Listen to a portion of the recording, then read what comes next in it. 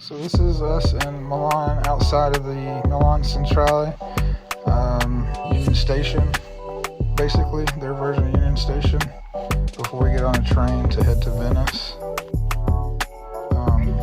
It was a rainy day. Here we are on the platform number 11, getting on the Italo speed train. It's 2 hours and 30 minutes from Milan to Venice, which is about 160 miles roughly of travel.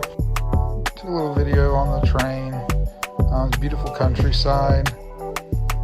Occasionally, you're in the city areas, which isn't quite as interesting to look at, but this was beautiful countryside. And here we are on the water taxi headed to our apartment.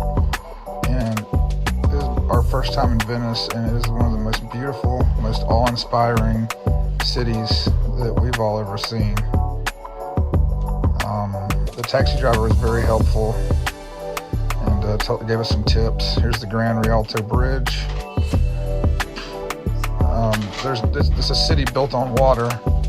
This bridge was very important to cross the Grand Canal. It was built centuries ago. And here we go underneath it. It was a rainy day, but I wasn't going to let that stop me from seeing the sights. And here we are on the Rialto Bridge later that day. And we're just taking a walk here along the various... you can walk on the land, but there's canals and gondolas everywhere and boats. On this particular walk, we were headed down to see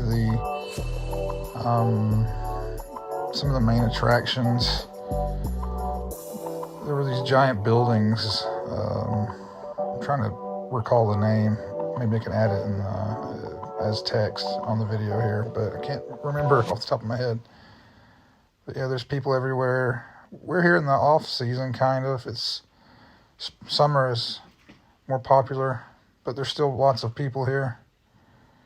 This was the Monday after Easter. And here we are. This is the grand buildings that I was talking about, centuries-old buildings.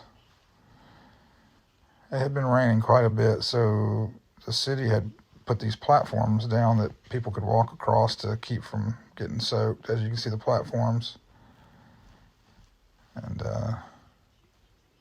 yeah, it's just a gorgeous, gorgeous sight. The architecture, just the way this city was built, just is mind-blowing.